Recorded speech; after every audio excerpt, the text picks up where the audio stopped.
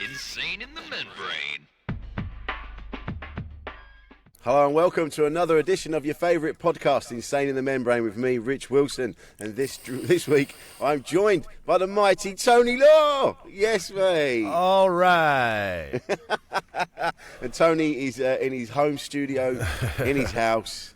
Yeah, I mean, it's a linen cupboard. Yes. I take the linen out, got the Hoover out, put that out there, the mop bucket, some bags for life from Waitrose, you know, those really thick ones they do now?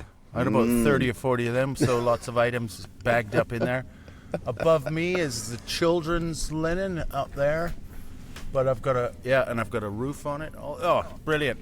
And I'm not locked in with a cat this time. Yes, you were just telling me about that. So you don't realise there's a cat in there until it's too late. Yeah, it's my legs. I can't see my legs because there's another shelf right here from my belly up to my chest where there's linen down there. And then below that, my legs are. And so there's an empty space down there. And sometimes I've been a half an hour into something and I've felt a claw on my leg. Or I've heard purring before. And it's you can pick it up. Wonder if you can see down there. Not really. Yeah, sort of. Yeah, so pretty glamorous, but you don't see many cool setups like this. This is where we're at now. We're in the future, Tone. This is us in the future. Yeah, this is where I'll do all my gigs. Well, in lockdown, I did a lot of gigs from here. Yeah, right. Okay. Yeah. We were all trying to find like little nooks and crannies. Yeah. To do our bits and bobs. We've got a tiny flat, so we had to really think outside the box, inside the wardrobe. Yeah, we did that. We had a tiny flat, and it was like I said, she was like under duvets and coats. Yeah. Or like in the corner of the room, just anywhere you could do it. Yeah. Good times. Good times. No money. We kept our marbles rattling. That was the main thing. Oh yeah. Barely. I lost my marbles. How are you, Tone? Are you all right, mate? You all right? I don't know. Yeah, I'm all right. But then that's what I would say no matter what. Yes. We're very good at that. It's very British that we do that. Is that the same where you're from? Very Canada's like that. Everyone's, good. How are you doing? Real good. How are you? You good? Yeah. No, it's all good, eh? You bet. See you later. We're like that. And then we moan about each other behind our backs. And it used to be there. Really good service when I left, like 30 years ago. Everyone was, really fake and nice. And but I've noticed over the last 30 years, when I've gone back to Canada, that people are not. They're losing their niceness. Well, I think we're all under so much pressure now. I mean, that's how much pressure you're under if Canadians are actually going, fuck this. If Canadians are starting to get rude, we're fucked. Yeah, that's it. We're done. They're the last. They're the last of the nice people. And the Japanese, when they start getting fucking moody and grumpy, we're done. That's the end of times, isn't it? Actually, I don't know. But Japanese people, every time I've come across them, they've always been just lovely. Yeah, very calm. But then I get onto YouTube and deep dive some videos about World War II, and that changes my perception. I think that's the same. I think we're all. Wouldn't want to be a prisoner of war. Let's put it that way. In Asia, WW2, I don't want to be out in the jungle. I've seen a bridge on the River Kwai. Yeah, but they'd be like, right, you're coming with us, please. They'd be nice about it. A bridge, Kwai me a river. That was the funniest joke about that. Is there an echo? Can you hear an echo when I talk? There is an echo, but I don't know if that's... Is that going to make it into the thing, or is it just me mentioning it? Oh. Maybe I should, You can't hear an echo? Is it my headphones? I can hear it. Yeah. I heard it vaguely, yeah. Okay. I'll keep hunting around. That's all right. Yeah, well, we It's can all part of what we do. Keep it in. Nuts and bolts, the waltz and all. Every time I get close to coming up with a podcast idea or record a few, I think, I I just don't like it. I don't like the sound of my own voice. You and I were talking about that at gigs the other day. Well, we hate watching ourselves. It's so horrible. And then you listen back to the podcast, and I think, I'm not putting that out. No one wants to listen to that fucking shit. And then, but I think what it really is I think that I'm incredibly lazy, and the idea of learning how to upload it onto all the platforms, I think maybe I'm using that as an excuse. Like, no, I'll never be able to do that. It looks hard. Is it hard? No, once you get yourself a producer that does it all. Oh, that's what talk I to me need. later. I will. Producer As Paul. soon as we're off. Yeah. Yeah. Now that we're on the same numbers. This is it. We're done now. This is it. We're all connected. I do another podcast with my friend Wellesley, and she and I, we talk about B movies and things like that, and that goes out. That doesn't even get edited. So there's the bits where, because she's autistic, so she has to really think about what she's doing, and there'll be bits where she's got notes and she's just reading the notes in her head, and I'm like, well, this is great podcasting. This is going in people's ears. Right. There's just silence while she's reading.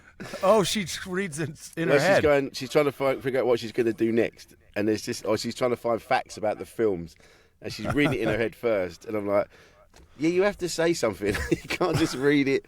But my point is, we just put that out, and I don't worry about that. I'm like, look, that is what it is. That's what happened, and people either like it or they won't like it. I think the trick is to try not to overthink it, which is rich coming from me.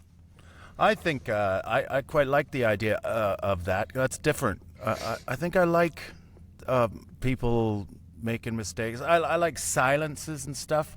And then you have to, like, if I'm driving along listening to a podcast and there's a big long silence, I have to go and check to see if it's been knocked off. And then I think, oh no, they just forgot what they were doing. Yeah, I love that. You can have slick ones; those are nice too. The rest is history. That's very slick and brilliant. Yeah, I like a slick one, but they make me go to sleep. I can't have them on in the car for too long. Yeah, they're like a sleep story, and I'm just like, unless too they're relaxed. super interesting. Yeah.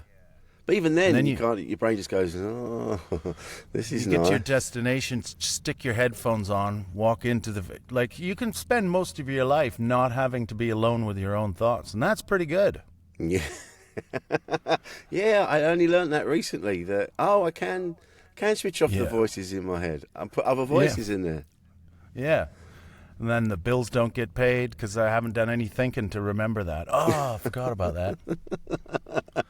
I love the podcast. What a game changer. Yeah. Has it changed? So it's changed it for you. Changed the landscape for you, Tony. Well, I've stopped reading, so I don't know if it's all good. I don't read anymore, and I do tend to go down some rabbit holes and become very unhappy at the end of some of them. I just think, fuck, if I turn far right, I think I might be far right, and then I'll try and overcorrect, and then I'm pretty much into communism before you know it. And then I got to correct back again, and don't know who I am anymore. So I have to really be careful what podcasts I choose so that I know what to think isn't out of line with the mainstream of society. Yeah, just tell me what my thoughts are, but don't get me in trouble. Yeah, just keep it between the lines. Yeah.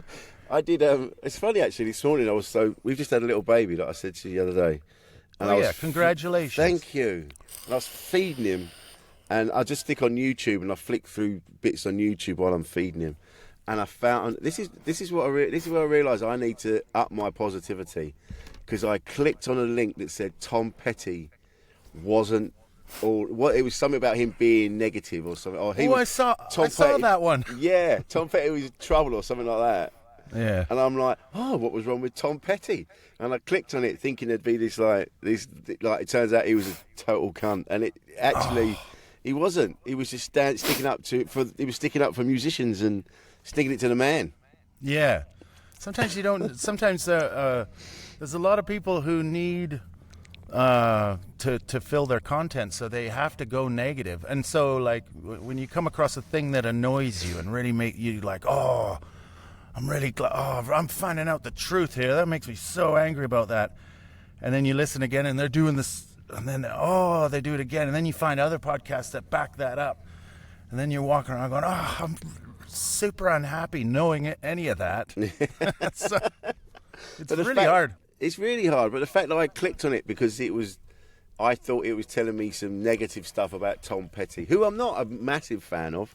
I've got, Damn the Torpedoes and a couple of other bits and bobs, but I'm not a huge Tom Petty fan. Do you listen to Justin Hawkins Rides Again? No, I've seen him talking on things lately.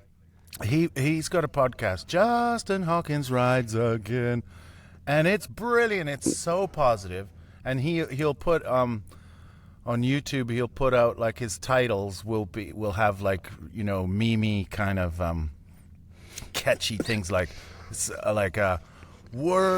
Aerosmith a bunch of knobs or he'll do something, and then when you get in it never is, like it's never negative. No. People who abused me online or something, and then it won't have been that bad, or like so he tries to hook you in with something negative. Yeah. But it's relentlessly positive and lovely. Yeah, Justin Hawkins Rides Again. It's brilliant. I love it. I'll check that out. But it's like when you're putting up clips of what we do, and which is again what we talked about the other day. Like you said, we struggle to look at ourselves because we're like, I don't want to see that. Yeah. How would anyone else want to see that if I can't see it? Yeah. But I put one up, and I put up Heckler destroys comedian. Yeah. Just because I knew the comments would be, what? That's not destroyed. That's not. And I was like, oh, I'm playing the game now. Oh, yeah. Heckler, Ben Shapiro destroys. I mean, I can get into anything for a little while. So it'll be like some guy destroys woke student. And then you start watching and you're going, hang on, you're an adult. And that's just like a 22-year-old. Oh, I don't like this. I don't care if you destroy their ideas, because they're when you're a parent, you read about children. Their minds aren't even. You got to be over 25 before you're not using your amygdala. All right, for one of the ones, amygdala, frontal cortex. They're still not. They're technically their brains are teenagers till they're 25. Oh, so really? They come up, so they're incredibly creative. But they're also incredibly, messed up too. So they're easily led. They get passionate about things really quickly, and they can become quite extreme one way or the other. Right. There's not many people up to the age of 25. You're at your most volatile one way or the other. Yeah, so stay away from them. Yeah, not to be fucked with. Yeah, so my kids, they I give them a wide berth. I keep a beady eye on them, and I never talk about my opinions with them anymore. I don't want to influence them, so I listen to their terrible 14-year-old ideas, and I go, oh, I'm going to validate you as a person, even though your ideas are terrible. I do remember when my youngest was sending me music links. He was saying, "Oh, Dad, you got to check out this band, Jimi Hendrix and the Doors." And I was going, and instead I wasn't going like, "No, I already know these." I was like, "Ah, yeah, cool. I'll check them out. I'll check them out." Yeah. The Dorns? The Doors. Oh, the Doors. Yeah, the Doors. It's catchy. It sounds like they don't have a bass. Yeah, it's true, Dad. They don't have a bass in it. Yeah. You should check it out, Dad. Yeah. I'll give it a bash. Yeah. That's what nice. Was it? What was it again? The door. Okay. The doorknobs. I love them. Yeah, it's catchy. Where are they from? Yeah. But you have to be like that as a parent. I don't think you're not in competition with your kids. You just got to let them do their thing. Anytime I've been not been at my best, not feeling well. If you lose all your work when lockdown comes, and then your mum dies, and then and it all happens at the same time, and you start drinking again, even though you haven't drank for 5 years, and you start. Then you suddenly, in hindsight, you look back and you realize that I did share quite a lot of opinions around that time with my. Mate. So it was a tricky time for you then, because you haven't drank. You haven't drank for a long time. Well, I had stopped for about 6 years, and then I sort of had tried it back out for a little while, and then stopped again, and then tried it out for a little while, and mostly off. Yeah. Did 5 solid years off, and then in the last 4 years, On and off, but mostly off. Yeah. I struggle with it mainly because I love it. Yeah. But it doesn't love me. It's not great for me because I can't be productive, and I talk too much, and I can't get up on time, and It becomes, yeah. Does it become all encompassing? It's everything. Yeah, we start Drinking. thinking about it and start thinking, oh, I wonder how can I orchestrate booze tonight? Oh, let's see. I've let a lot of my friendships go. So who can I call? Somebody's got to have a birthday we can go to. I'm pretty sure my agent's having a party in a month. Oh, yeah, that'll be a good time. Try it back out again. It's because when you're younger, you got the energy to plow through it, don't you? You can handle the hangovers, but now, when I've drank the last few years, it makes you just down the next day. It's like you've been out on. It's been like you've been out clubbing. Say, in the 90s when you'd go out and do all the nonsense and go raving and whatever. Remember, it would take you 4 days to feel right again? Yeah. Now a few beers can do that. Oh, dude. Because your body's just not. Do you drink? Well, you never drank much. No. I was never. It was never an issue. It was always because of what we do. It was always we're out again. Let's have a pint. Or you'd be away weekends. It's like so and so they're doing that club. We're at this club. We're going to meet them after, and you go and do that. And especially with doing this, because there's a pub opposite. So we're going to have a pint after this. We haven't had a pint in a while. But it's one of them. It's like, oh yeah, we're just going to have a pint. We used to do a radio show. I mean, get hammered doing that. And it was just all part of it. And yes, it was never, I don't drink at home, but I was always out. So it was always a pint somewhere. Oh. It has calmed down for a bit because of that, the existential crisis that now rears its head when I'm like, oh God, there's no point to me. What's the point? Yeah, It's that. Yeah. You don't want to be adding a depressant onto that, do you? No. You don't want to be because when there's terrible things going on and there's the Palestinian Israeli war and all that's going on there. Yeah. You can't think about that when you're hungover. You're too fragile and you don't know what to think, and you can flip from anger, despair, and you think, no, I'm spending too much time on this. It's got nothing to do with me. So it makes everything harder, doesn't it? It does, and you get lost in that. Like you said, you go down those holes. And if you're hungover as well, you think, well, there's just the world's fucked. What's the point? What's the point in this? I'll get another beer. Fuck it. And remember when clubs used to be more like there would be a weekend. Yeah. In the old days, you'd do Jongleurs, Bristol, or wherever, and it would be 2 nights. Yeah. And then, so the first night, you'd just think, wow, I'm staying in a hotel tomorrow. And then the whole day would be ruined. And everyone go, hey, we didn't see you at breakfast. Oh, no, I was writing. That's what I'd always say. I had some writing to do. Yeah. But I wasn't. I was in my room. Everybody crying. would say that. They go, I've got writing to do today. You go, no, you're not. You're going to be wanking all day. Yeah. Or, we're going to go to the thingies at the thing. And, oh, God, I'd love to do that. But I'm going to be feeling sorry for myself trying to keep busy. And then, like, pre-phones and stuff, you'd have to be near a feed for your internet, feed for your laptop, wouldn't you? Yeah. Or I'd take I used to always, actually, thinking about it, I actually just did a lot more reading. Did a lot more reading. Now it seems so hard to read. It does seem hard to read, yeah. My attention span's so shit. I think, I'm going to read in front of the children. That's what I'll say to myself. I'm going to show them some good habits. Lead by example, so I do a big, and I get the book out and I'm holding it up like I'm in an old film of reading. And I'm looking at it, and I look over and they're on their phones, and then they disappear into other rooms, and I'm like, I'm only doing this for show. And I'm tired. I'm already tired. It makes me so sleepy to read. It does. That's why now my wife and I, we read. We put the baby down, and then we have a quick read, and then that helps us off. You can't Yeah. read in the day. I can't read anywhere. Can't read on a train because I just fall asleep. Yeah. Yeah. I don't want to be that guy snoring on the train. With his book open. Yeah. But, have you ever done when that? Snored on the train and then you wake Oh, up and yeah. everyone's looking at you. Yeah, lots. And I do that a lot, and I've taken to talking in my sleep the last few years. Apparently, Cool. I'm not sure I believe them, but they say.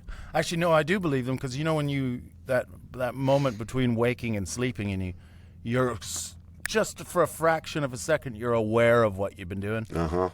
And you do that kind of. There's some kids put them up on Instagram. You'll see them there. They film their dads going "Honk" when they're sleeping. Honk, honk, honk. Lots of pop. Apparently, that's really common. Common enough for it to be an Instagram thing. Oh my God. Oh, I love when you find out a thing is a thing. Like I found myself one time. I clicked on a video of motorists pulling the eco protesters. What are they called again? the climate people. Yeah. Yeah. What's their Climate. name? They used to be called Climate Emergency. Now they're called Climate. What are they called? Climate. Yeah, I know, people. right? The climate folks. Their message is getting through, innit? They're called What are they called? The climate protesters. Climate firemen. Climate people. The world is ending. It's very religious-y, isn't it? Yeah. It's very like I remember when Crimbos used to be like that.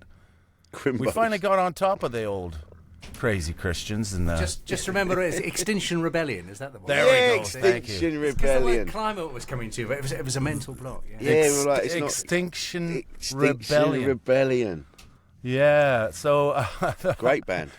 well, so they always, when you see them, they come across your YouTube, you always get a little annoyed. I always get a bit annoyed and stuff like that. But anyway, I clicked on one where there was like a motorist. They were pulling them off the road to get through, and that was. But it turns out they started getting loads of them, and it's like a thing. So I say to my set now that actually I suddenly found myself watching an hour a day of motorists pulling eco protesters off the road. I didn't even know that was a thing, but it's a whole genre. You're spending an hour watching motorists pull climate change, Extinction Rebellion off. Yeah, and from all over the world. I'll tell you what, the Germans don't hold back. Oh, They must really? have some different laws in play. They grab them by the hair and all Oh, that. Jesus. I'm thinking, I did see one. Oh, I saw one, and they were on an underground train, stood on the roof, and that guy just grabs his legs and yanks him off, and you're like, Jesus Christ, that's gonna sting. And then I found, and then if you keep going down the rabbit hole long enough, and I think, what the fuck's happening to me? I don't want to be watching this. It's too much conflict. I'm not in this fight, that particular one. And then all suddenly I'm watching a video about some guy saying that Extinction Rebellion is funded by the oil companies because every time they do a protest, it turns people against them. Oh, And so that the conspiracy is that Big Oil runs What? Extinction Rebellion. Yeah, so that they my can keep doing their God. protests. They're so annoying, spray painting things and going to Wimbledon and that and then you're going, yeah, that seems pretty plausible because they fucking drive me nuts. They make me want to drive more and go buy hairspray. yeah. And that's not what they're supposed to do. 'Cause No. like before they came along, I already knew about climate change and I was dead against it. I was like recycling and just thinking, fuck yeah, the world, we really got to work on this. Everyone's got to do their own little bit, and I'm going to try and drive less and do my recycling and, maybe encourage the kids to go into an industry where they can make real change. But not now. Not like that now. Now I'm trying to... Fuckheads turned up. Now it's like, No. burn things. Come on. Yeah, Buy I'm more just- fuel. I'm encouraging my kids to use hairspray and saying, yeah, well, what about a career in oil? We're getting bags for life and we're using them to stoke the fire. Yeah, Well, we're going to warm up. I've got about 44 of the Waitrose bags for life. They're so thick and good. But I do take them out now. It's fun. I've made it. Once you get into a habit of doing something, it feels so weird when you don't. Like I've actually come back carrying my groceries in my hands. And it's not because I give a in that moment. It's not because I care about that one bit of plastic for the environment. I don't give a shit about that. It's because I'm in a habit of doing it the other way. That's right. all. Yeah. It's all about habit, isn't it? Yeah, That's how yeah. you get real change. Well, we keep out. This is the thing. We keep our bags for life in the boot of the car. Yeah. So they're there. But then you're like, but no, I'm keeping it in the car. So I'm driving to the supermarket with my bags for life. Well, I keep some in the car, some by the door, I try and keep them in. Oh, but then you use the ones from the car, they come back in. You've got to remember to replenish the ones in the car. Yeah. It's a nightmare. But yeah, I have carried groceries, my shopping in my hands, with it all stacked up and balanced before. feeling. I hope someone I know sees me. Just doing my bit. Yeah, just thinking of Gaia. I quite like walking around when I put my one of my bags for life in my back pocket. So it shows my gang allegiance. It's my colours. Oh yeah, Waitrose. Yeah. Yeah. Oh yeah, one of them Waitrose guys, is he? Oh yeah, he's doing all right. I tried to switch it up to Morrison's and Lidl. I still go back to for savings, but there's not much in it. It's a con. Not really. Figure out ways to get it off you. Yeah. Morrison's rib.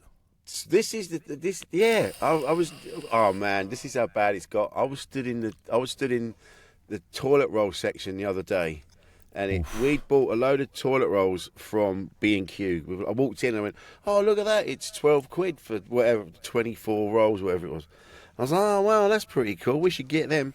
And then I was stood in the aisle in Waitrose and they had a packet of 9, like big fat ones. And I'm like, oh, hang on a minute. That's the same size. I was looking at the numbers at the back. Yeah. Like, this is the same amount of paper as I got for the other stuff. They were ripping us off. This is bullshit. It's all the same. Yeah, you got to do a sheet count, brah. You've got to do a sheet count. Yeah, it'll say on there exactly how many sheets. But it's too much. It's a lot of math going shopping. It's a lot of maths. Too much. It's too much math. So but if you just buy stuff that's on sale, I always think that anything that's ever on sale is at its real price. And the rest of the time, it's all on, like, extra, isn't it? Tesco. Club card price is £2.30. But if you buy it, if you don't have a club card, it's £6.50. Unbelievable. What are you doing? Yeah. Just tell me look, if you give us your information, we'll give you all these groceries for free. It's a big game between one office full of people on computers, gaming against all of us. It's them versus us. They're trying to trick us. They're trying to hope that we're all fucking thickos. And they'll be right. Yeah, and then we go, fuck this, I'm having a drink. This is all too much. I'm going climate change march. Yeah, I went from going on a climate change march to... when I was pulling in one day, a extremely posh girl on a bike knocked on my window, and I have a massive German Shepherd in the back seat, and I'm thinking he didn't bark. Which just thinks, what's the point of a massive German Shepherd if you're not going to scare away some posh bossy boots? And she's about like 25. I don't know. It's hard to tell these days. But such a plummy voice, and I can't even do the accents. Just dripping with privilege and money. But she was telling me that I was behind you on my bike while you were driving in, and your exhaust, your car, it really smells. And I was so surprised with myself, I looked, and my instinct just kicked in, and I just went, oh, Well, I better have it checked out. That might be my catalytic converter or something. Thank you for doing that. And I did all that before I realized, no, I'm enraged. I hate you. How dare you, pompous fucking twat, come and try and tell me what to do, rich fucker. Why don't you go back to your dad's fucking dad give you money, you bet you use more. And I'm in a 2008 Citroen Picasso Cazzara. Like, if I had bought a Tesla, can you imagine the amount of CO2 that would go into making one of those? Yeah, exactly. I had all the things in my head, but I didn't. I instinctually was really polite and said, "Oh, thanks for that. I'll get it checked out." She even looked disappointed when she rode off, as if she was expecting a fight or looking for a bit of a fight with someone in a dented old car. Like, she would have videoed it. That's a working class person. I'm gonna put him in his place. And off she went, like absolutely destroyed by my politeness. Just absolutely savaged her. That's the way I look at it now. And that's it. Put that video up. But then I had a rage. Go fucking. I went upstairs and was fucking to my wife, and she's going, "You're an idiot. That was just a kid, just trying to." And I said, "But who does she think she is?" She goes, "Wow." That was during the time when I think I wasn't feeling very well. But and then I was mad at my dog for a while. I just thought, what's wrong? What was going on, Tony? What was going on? And then there was there was some homeless people in our hallway one time, doing some drugs in there, and walk in with Wolfie, and I'm going, "What are you guys doing in here? You guys have got to go." And Wolfie, my dog, he was just really nice to them. I go, "This is when you're supposed to bark." And then what'll happen is someone will come up to politely knock on your window to say hi, and then he'll go, "Oh," and scare the shit out of people. No, not now. No. Now's the time to be nice. He's nice to homeless people and posh snobs, hypocrite snobby people, and homeless crackheads. It's because he feels safer doing it to the nice people. He doesn't really like conflict. Yeah, he knows who means business. Yeah, exactly. Yeah. He's like a typical guy in a bar that picks a fight with, the weakest guy. Weakest people, and then sort of like nothing ever actually sort of backs up, like come on in, as he's backing away. Yeah, and he's but I mean, I've never had a complaint about the car since, and I've never the crack guys have not been in our communal flat area again. So he's doing something right. I guess maybe it's more of a non-verbal, message to them. Well done. So, what's been happening? Well, no, Tony? that was that was the lockdown. I'm trying. In my head, I've been trying to find ways to avoid sharing anything real. Yeah. So my mind was racing ahead to try and talk about something else. Yeah. It's like, Climate I don't want to change. talk about that. I don't want to talk about that. I'm against climate change, because I've decided, right? You can't tell me what to do. My choice is I don't like the Earth. I hate the Earth.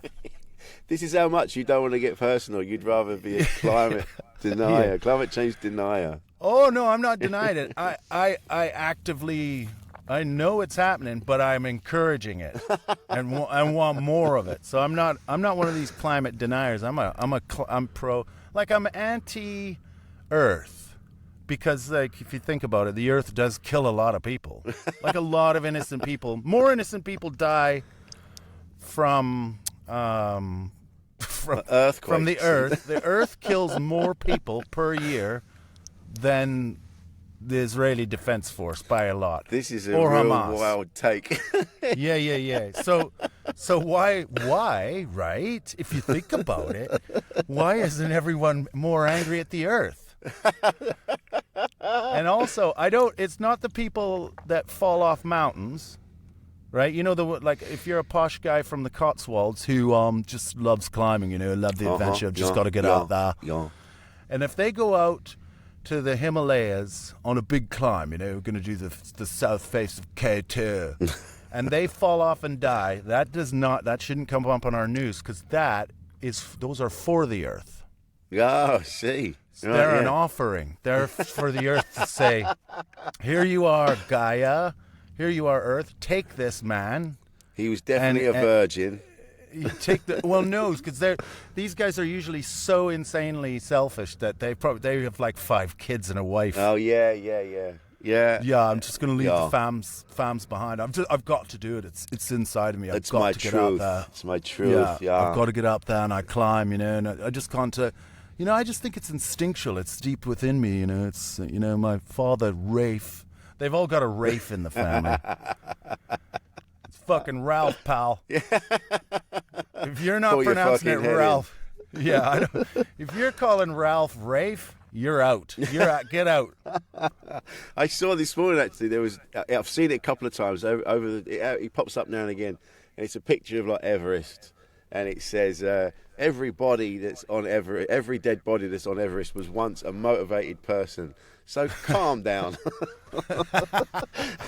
Oh, that's lovely. Yeah. Everybody calm down. Calm down. Like Gary V. You ever aware of Gary V? No. He's like a motivational guy over in the States. Increasingly, everything I'm watching and listening to is from the States.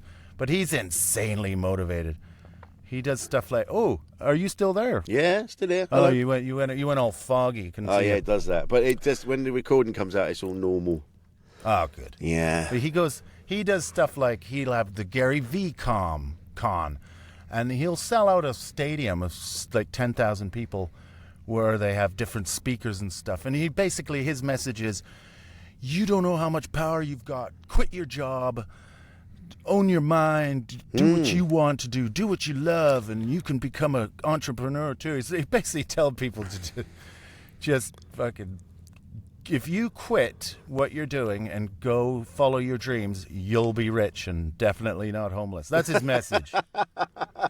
He needs to calm the fuck down. He needs to calm down. We can't all be millionaires, and we can't all be, living our dreams. We should be trying to sell a more of a message of hey, let's just be happy with what we've got. Yeah. Everybody we need, because like when we grew up or when I was a kid, I remember the bus driver or the truck driver or the person who swept the streets in our little town or the guy who picked up bottles or fucking anyone, the person who worked in there wasn't many fast food, but whoever worked in the cafes or the restaurant. Anyway, everybody had status. Like everybody was viewed upon as, well, that's because it was Canada. We didn't have this vicious class system, which when I moved here in 1990, and I wasn't aware of class because when in the 1970s and 80s in the part of Canada I was from, everyone was working class. And your doctor in the town, he talked like he was working, like he was working class doctor, and everybody, the dentist was everyone was working class. There was no class hierarchy. No. I mean, it started to develop that when some people started to get rich when the economy took off. But having said that, coming to England, it was the first time I became aware of like classism and snobbery. Yeah, that's what this place is built on. That's what they encourage it. We've always had that us and them. Yeah. People with the more expensive hats, they're in charge. And it's depressing. It really gets to that's really affected my mental health. So I can't imagine what it's like for a working class English person. And it still goes on today. That must be a real cause for anxiety that you don't hear people writing about much about anymore. No. You used to read more articles in the 90s about class, and there used to be more like class unity. So, say so-called minorities, but British people who formerly their grandparents came from the Caribbean or whatever, British citizens, the Windrush guys. Those guys and the working class people, I feel like there should be more, or should have been more, unity between just working class versus the upper class. I mean, ideally no classism, but more kind of unity rather than dividing the classes. So working class white people seem to be not given any. The middle classes kind of hate them. You get a sense sometimes. There's a the poshos, especially the lefty poshos, give off a real fucking hatred towards working class British people, and I notice it as an outsider. I could hear it in conversations and see it. Well, of course, he's but gammon. I mean, that guy's absolute gammon. They say gammon, or it used to be chavos and all. But they're like really nasty, like things you would never ever say about someone you don't. Like they think they can get away with it because they share skin tone, but they don't. They're completely different cultures. Like you have no right to speak to people like about people like that. It's vicious hatred. But it's not spoken about now because they control all the media, and that's not something they're interested in exploring. Nope, they just see working class people as expendable. They just see us as servants for them. Like what they want now is they want us all to be working in an Amazon distribution center. That's what they want. They don't want us to be doing art things. They don't want us to be learning instruments and painting and poetry and things. They want us to be working in these massive distribution centres for them. And then British working class people sort of started to get fed up and started developing a real attitude and a cheek like, fuck that shit, and started getting fed up with centuries of it, and so started to refuse to do certain things. So how did they fix it? Well, we'll import new working class people from far-flung parts of the world, and we will bring them in, and they'll do it for us. They've just imported it. Yeah. And they're like, well, there's no jobs now. And then they go, yeah, well, that's because that person took your job. You're like, hang on a minute. No, they didn't. No, we wanted you to pay us more, but no, they can't keep the wages low if people, if you keep finding people who are willing to, because they're escaping poverty somewhere, of course they'll do it. So they can keep the wages low, and they can keep booming businesses. Yeah. Well, what do I know? I think I've been listening to too many podcasts because I think you do get lost. I tell you this because I watch all these videos of people hurting themselves, falling down. I don't want to. They just keep popping up, and then like you click on one, and now you're seeing them all. And you're like, oh god! But it really has desensitized me because there was a person the other week. I was walking to a gig. And I was like, I need to get this train. I need to jump on this train. I looked, and there was someone falling down the escalator. Ooh. And they were tumbling because it was going up, and they were tumbling down. And I just went, oh, that looks terrible. And then I just carried on walking. And I went, fuck, what's wrong with me? I went back, and everyone had like gathered round her and they were helping her. I'm like, shit, I've seen so many things online that my brain just thought I was looking at another video of someone falling over. Yeah. Oh, God. I started watching industrial accidents there for a while. I got into that. Watching like big giant cranes fall over in the wind, and then you go, there was someone in that. Yeah. What is wrong with mate? I know. And then you are desensitized. One is desensitized, and you pass homeless. To a certain degree, you've got to. Otherwise you just spend your whole day super sad. You walk past a homeless person, part of you always automatically has to switch something off inside you. But every once in a while it catches you by surprise, like coming back into London on the Westway, and there's a ex-soldier in his tent, and there's a bunch of other people have joined him, homeless people there. And I wheeled down my window and gave him some change. Yeah. And I just went, oh, good luck, man. Whatever. And I don't always do that, but I just felt to that day. And then I just started crying, not in front of them. But as I drove away, I just started crying, and I just thought, oh, God. It's got to get out sometime. Yeah. I mean, I didn't do nothing about it. I didn't go volunteer or any fucking thing. I just had a good cry, and I felt better. Yeah. Oh, shit, there's someone at the there's door. Someone banging on your windows. Oh, wait. I got to open that up. I'll be right back. Yep, it's all right. Shush, Wolfie. Shush. That's fucking Wolf. Shush. This is great. Bring some context. I like it. I like his pajamas. Yeah. Well, his bed's there. Come on up. Oh, yeah. Yeah. All this stays in the video. This is great. Yeah. This is real content. If that's a small room. If the cat and the dog join him in there, this could be... oh, God. Is Wolfie making it into the show? This is all making it in, mate. I like your pajamas.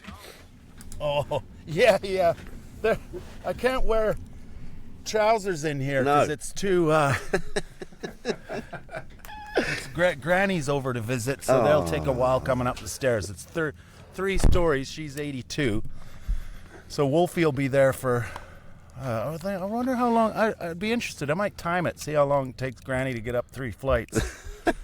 15:07. Let's see. I'm sure that could be useful data. Is she going to knock on the doors to let you know she's there? No, I'll hear them. Yeah. Wolfie will go. I'll keep that one off. I'll hear them. Yeah, so that'll be a while. Yeah. What kind of? And nowadays, I get quite nervous that, because on Twitter, it can give you the impression that you can be unsure.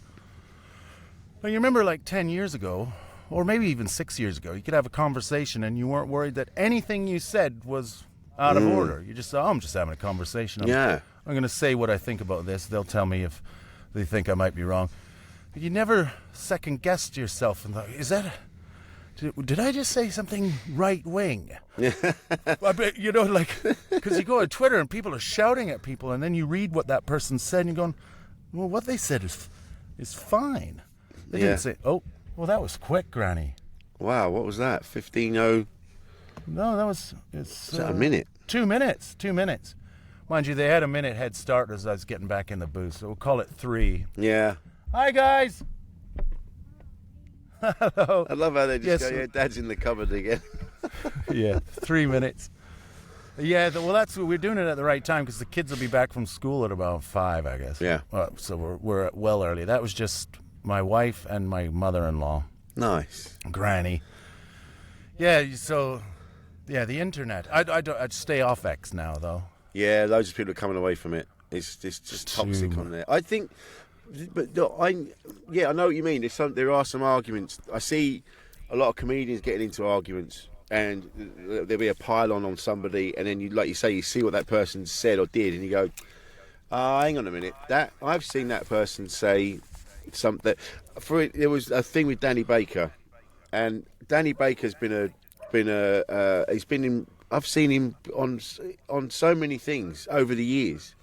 You know, he's the DJ. Yeah, he was Danny Baker. Danny Baker, and he's just been on the radio for years, and he was with NME for a long time, and he's a very progressive man. And then he fucked up, and he put this picture up of, it was supposed to be, he goes, Meghan Markle. I saw congratulations to the royal couple getting married, and it was a picture of someone in a posh outfit holding hands with a monkey, and everyone piled on him, and that's racist. He's racist, and he didn't. Oh right. He didn't mean it because it was Meghan Markle and Harry. Yeah. And everyone's gone, that's racist. He's saying that she's a monkey and she's this, is that.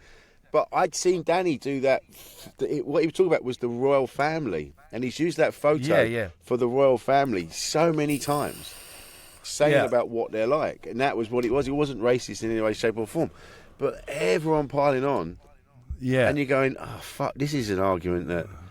Yeah, that's not good. That's the thing that people increasingly are fed up with, is people just turning on people for are getting things wrong. And I think I had the instinct to be like that 10, 15 years ago. So I'm glad there was there was a Twitter, but it wasn't it was all about just doing jokes. Yeah. I remember watching the 2012 Olympics and just tweeting jokes the whole time. Which is how it should be. Yeah, but it should be. Yeah. So you think you can just be having a normal conversation and think, what did I say? Is that the right opinion? And that's not how you're supposed to be in life. You're not supposed to go through life questioning. Like when you're doing a set in stand-up, it's easier because you can think things through. But if you're just talking, you don't just necessarily think. Yeah. But I think. I don't worry about being right wing because I'm not. I just know I'm not. It's the same with being I'm worried that I might come across a bit racist, because you're not going to be, because you're not racist. So no, but then Danny Baker wasn't. That's what I mean. But Danny Baker wasn't thinking that either. Yeah, that's what I mean. Yeah, I see what you mean. Yeah. Yeah, just that. When I find myself saying things like, I think Trump's all right, actually. Then, that's when I worry. Oh, God, I saw a picture of him earlier with his makeup on. Oh, my God. It looks like a nappy. It looked like a nappy. Like a baby's nappy. He's coming back, isn't he? Dude, he can't come back, man. I don't see that juggernaut halting at any point, unless someone else takes him over in the Republican polls. I'm not interested in watching that anymore. I just hope, because the thing about him is he committed some, I believe, some heinous crimes, bad crimes against females. Yeah. So that's enough right there to go, all right, sorry about it, But then you find that there's some such good impressions of him out there that if you start watching the impressions, you start thinking he's all right, actually, because the impressions are quite sweet. Like when Shane Gillis does his, you think, oh, Trump's, you start, but he's not the impression. Anyway, and also the worst part is he just divides people. He makes people who are on the new left, the kind of crazy, fringy, lunatic far left, and it makes more of them, which then makes more of the ones crazy on the right, and so he just drives people out, doesn't he? So I hope he does. I hope someone comes along and doesn't let him come in, just for that and the sex crime. Which I wish they could get if they could get a civil conviction, then that would change it, but it'd just be nice to have people coming into government that are actually do the job they're supposed to be doing, and that was looking after us. Now they're all business people. It's all business, and all you ever hear about is the economy. We've got to get the economy back on its feet. And if you get the people back on their feet, then the economy will be boosted because we'll all be spending again. Wasn't that good, that Tom Ward routine about how corporations have become like right on, and they do those right on. Brilliant, yeah. Those commercials. Here at Lockheed Martin. Our detonators are all environmentally our nuclear warheads are all naturally sourced, uranium tipped. That was it. It shouldn't cost the world to end the world or something like that. Yeah, it shouldn't cost the earth. Shouldn't cost the earth. Nuclear war shouldn't cost the earth. That was it. Oh my God, that was so good. It's a good line. But your stuff's, what I like about your stuff is that it isn't political in any way, shape, or form. It's surreal, and it's kind of surreal. But it's all from a kind of a lefty. Well, it's actually it's not. It's kind of just naughty. So whatever's the prevailing thing that there's too much of, I'll maybe have a little poke at that. Yeah. Do you know what I mean? I'll have a poke at people shouting at each other online, but I try and never pick a side. So I don't think you should be one. I think you want to. I think as comedians we should be on the outside down of it the middle, or down the middle. So looking at the whole thing, going, "This is all ridiculous. This is all silly."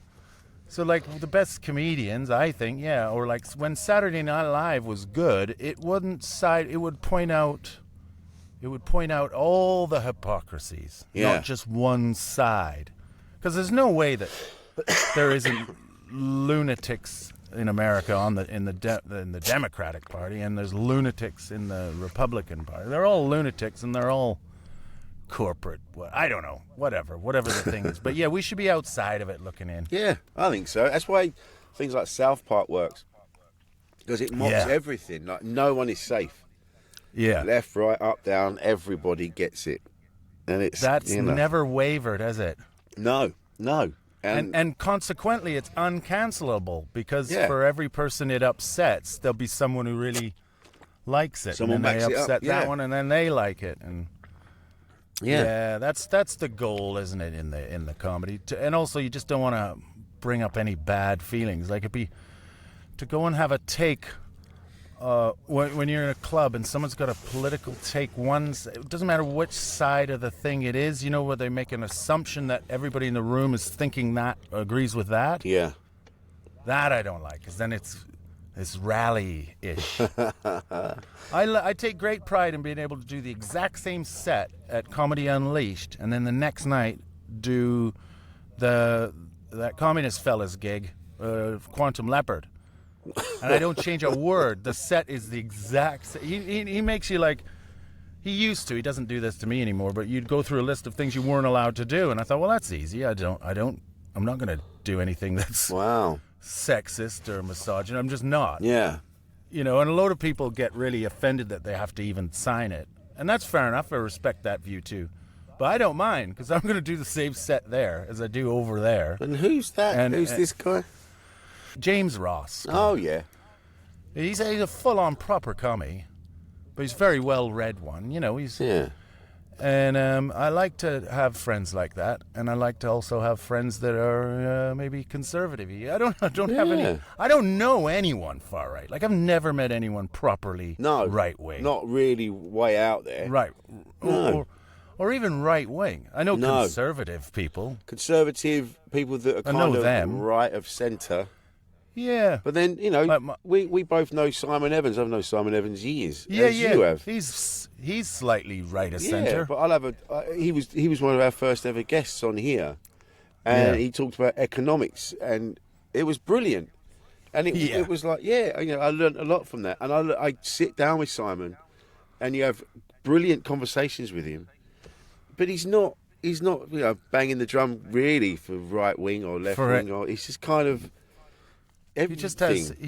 He's got some good positive things to say about economics. Yeah. And capitalism. And, good things about capitalism.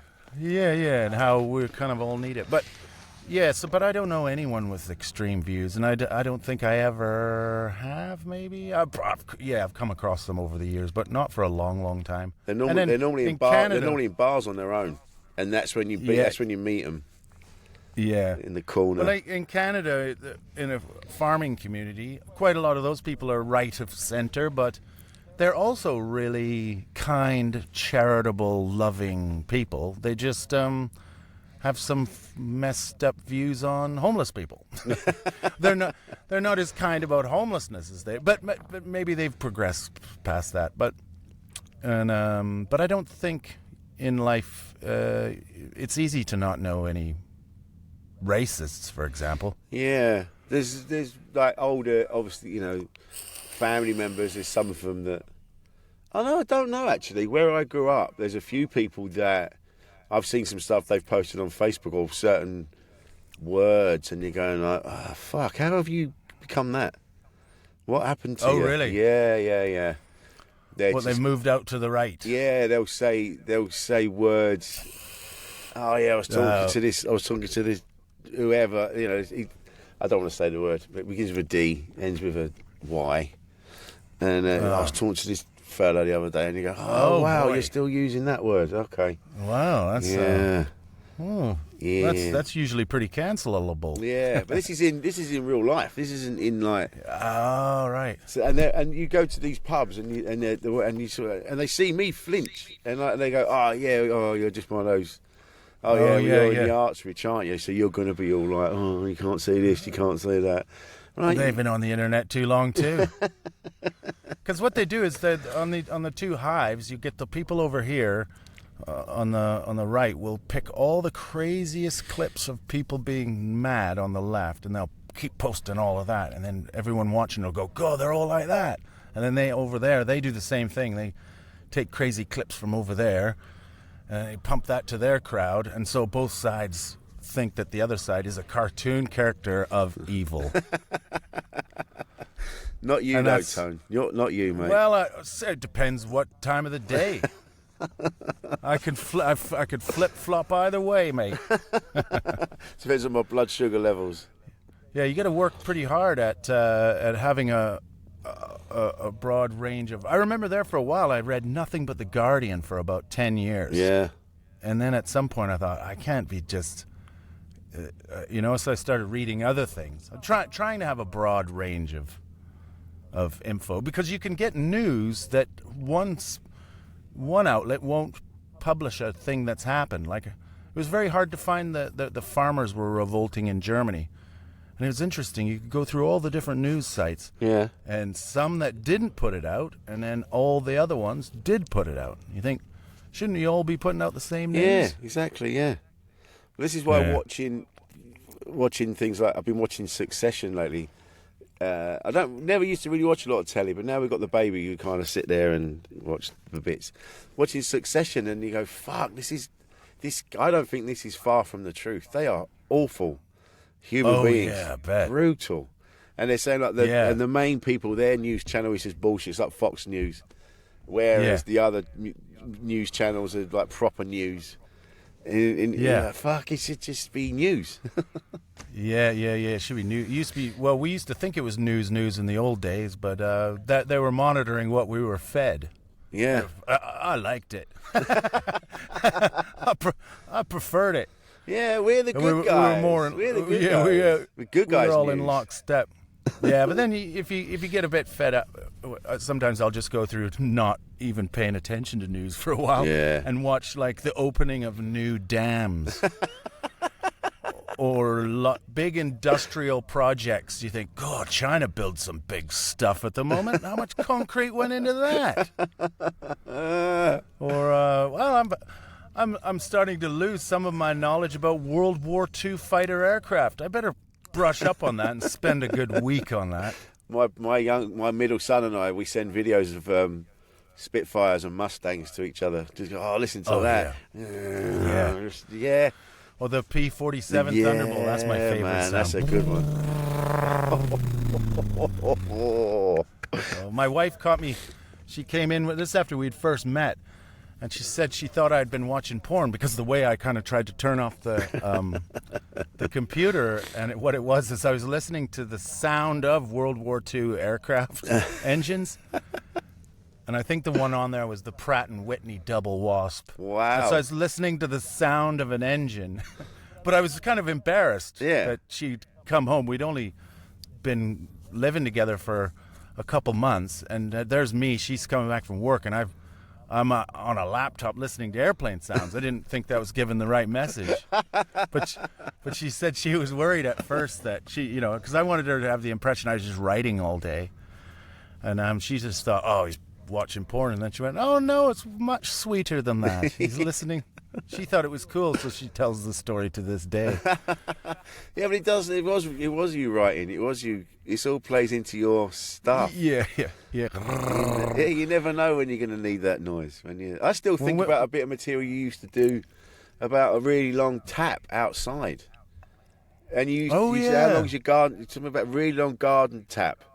And then you said, and then you went. He goes, I don't know where it's. Something rather. I don't know your homes. And then you went, and I fucking died. Just that. Oh, it's filling up a paddling pool. Yeah. When you live in the top floor flat, and you have a communal garden, and you want to orchestrate a fight between a black bear and a shark, you need a really long tap. That's it. And I don't know what you said. Something I don't know. What it is. I don't know your homes. And then blah, blah, blah. I don't know how you live. But when we first had, they're 14 now. When we had our twins when they were little babies, it was the very first time we could watch whole series of stuff. Yeah. It was on. I think it was on DVDs at the time, 14 years ago. Yeah, when they were tiny babies, because they're twins, and my wife was had everything scheduled for breastfeeding. So you'd feed. She would map out like that. No boob fed one baby more than the other, so there was equal sort of boobs were always going to be the same size, and also the children got the right amount of food for how much they needed. So it's a girl and a boy, so they both fed much different. And so it took a lot of organization where when it was feeding time, I would have to bring them in, lob one over the shoulder, know which boob to get right, then take the other one off the boob, go change that one, bring it back, and then put them down at the same time so they slept the same. So it was all like clockwork. My wife, I remember, she watched all of The Wire when she was breastfeeding, the whole of The Wire. And I remember just thinking, I thought, well, whilst the babies are napping and it's feeding time, she'll stop The Wire and then I'll go and do some. But no, she was just watching the episodes without me, so I just stopped going out and doing other stuff, and I just watched The Wire too. We watched all of it in about a month. Yeah, we've piled through some stuff. We have a lot of murder stuff. I've been watching a lot of murder stuff. Yeah, famous murders like the Green River Killer and women love murder stuff. Oh, dude, so much murder stuff. The Night Stalker.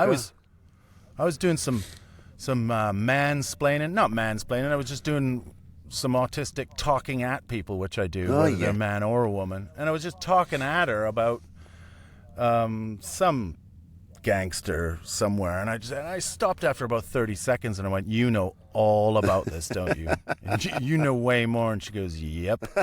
She goes, "I didn't just watch Narcos. I deep dove this shit." Oh wow, yeah. She knows everything about Mexican and Colombian cartels, like. And then there's this one, and then of course Joaquin Guzman, also known as. And she's going, yes. Shush. Oh, so who do I talk to? She goes, maybe start putting some effort back into friendships again. But I'm like, when all the other comedians start having kids and stuff, it's tough, and most of them moved out of London. Yeah. I don't know anyone in London that isn't a parent. No, we've all had kids now. That's it. Yeah. Or an AA member. Yeah. Either way, we're not fun. Yeah. Well, this has been lovely, Tony.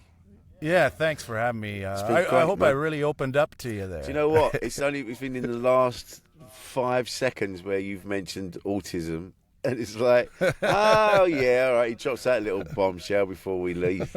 Fucking great. Oh.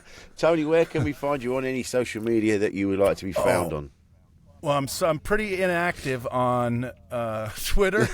I'm inactive on Instagram and inactive on Facebook. But when I start booking up a tour, then I become activated again, and I'll start posting videos of my dogs and me. Nice. And go find me on those, and I'll be going to Edinburgh Fringe Festival this summer for 2 weeks. Well done. All mate. right. Nice. Thank you, Tony Law. Are you going? No. I was going to go for a week, and then I had a show plan. I was going to go to MacFest, and then that hasn't happened because they forgot about me. And then I went, do you know what? I'll do it next year. So I've got a show that I'm putting together, but next year. And then the baby will be bigger then, so I'll be able to do it then. Yeah, next year. Yeah. Next year. 2025 is my year. That's good. It's good doing Edinburgh with babies. I can't wait. It's really good, yeah. Yeah. Something about going back to after the chaos of the festival and putting a baby on you and soaking up their pheromones. It just takes all of the stress. Like at my best shows I ever had in my entire life as a comedian were when they were, 0, 1, 2, 3 years old. Those are the best shows because I just had babies. Oh, that's great. Thank you, man. I'll do that. Yeah, next year. It'll be lovely. Tony Law, this has been lovely. This has been Insane in the Membrane. I've been Rich Wilson, and as I said, this is Tony Law, and we'll see you next time. Thanks a lot, mate. Bye. Bye.